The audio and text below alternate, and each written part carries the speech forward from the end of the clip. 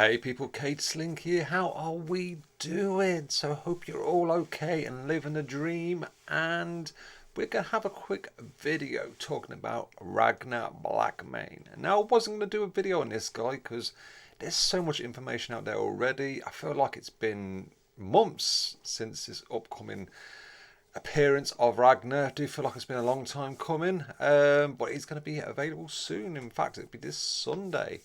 But I'm going to quickly through his stats. I'm not going to go too that long in them because, like I said, there's loads of information on it already, and I'm going to just show the potential of this guy, which kind of shocked me.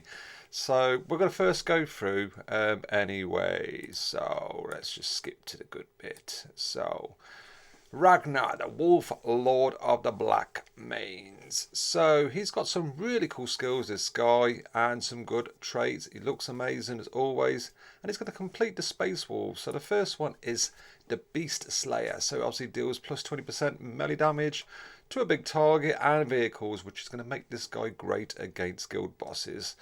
Also has an added 10% chance to block, 20% to max of his damage. He's got the Final Vengeance, which most of us should know by now. It's what Calgar has and a few others. Rapid Assault. It's the new. I think there's another one that's got Rapid Assault, if I'm not mistaken. This unit has +1 movement. Also, the first attack deals plus 25 damage. So it's pretty nice for this guy. Next, we've got the skills. So the Warhowl, which is makes this guy a one-hit wonder, which we'll go through shortly.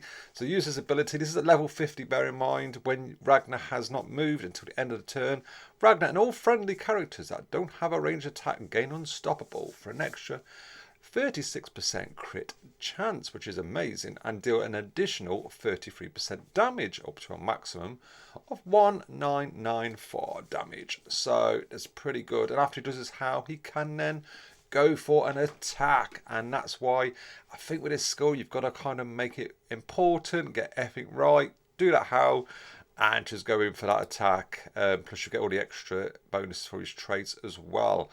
So yeah, it's pretty good. He's also got the Saga of the Warrior Born. So if Ragnar comes into contact with melee target this turn, he deals extra 3 times hits, and his critical hits deal an additional 797 crit damage, and that's again at level 50. This guy is going to be maxed, but it's got potential. If it does defeat one more enemy as well, also the Space Wolves will gain this ability. We won't really see that in this next video, but it's a nice little kind of extra to have, which is going to help the likes of Ulf, Arjak, people like him, all the other wolves anyway. So yeah, got me thinking, like I say, that chain hit as well of 7. I think that's the most damage I think any character has in this game. But yeah, it kind of got me thinking. Some of the guild members in my guild kind of were discussing like potential teams together, and I was like, yeah, let's put a team together and let's just see this true potential of this guy. And boy, he can hit. So we're going to have here, we're against Morty, by the way, the big ass Morty Mortarian. And this is going to level 4 Legendary as well, so he's the top of the tier. We have Mr. Eldron there, who is there to provide the buffs.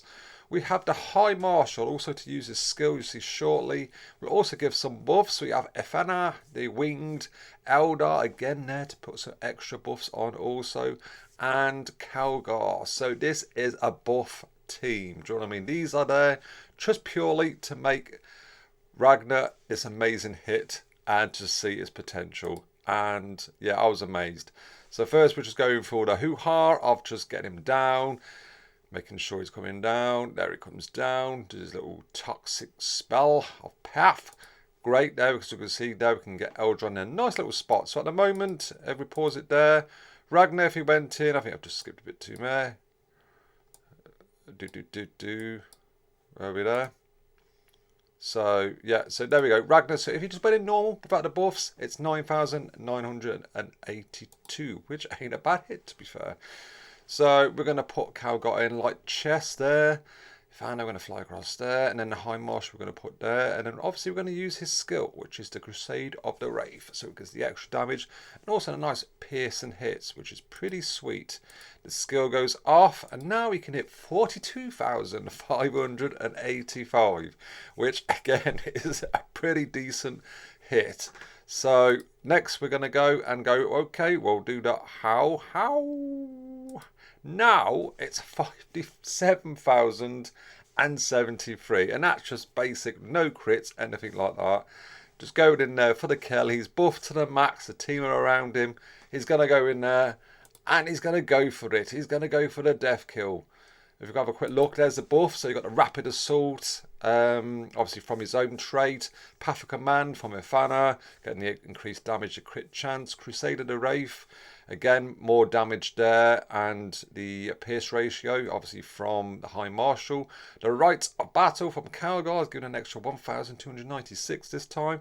And the War Howl, which is giving the extra 1,994 damage and the 33% damage as well. So, and a crit chance obviously on that. So it's pretty tasty list. That's maxing him to the buff.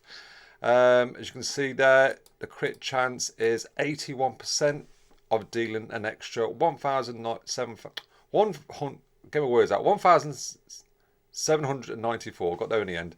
Damage. That's going to be per hit. That's if it crits and crits and crits.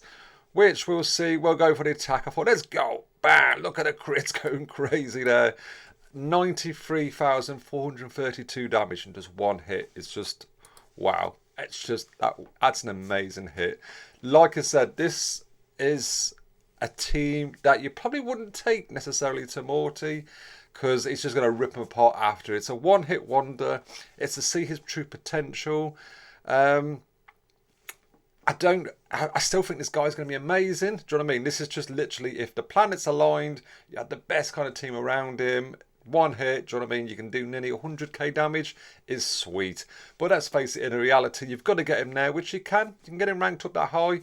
You've got to get the team behind him. But I think in general, if you're going to be getting a pretty much decent enough team around him, you're going to be doing 40, 50,000, I think, with this guy, damage. And after that, it's going to be half of that, I'd say between 20, 25.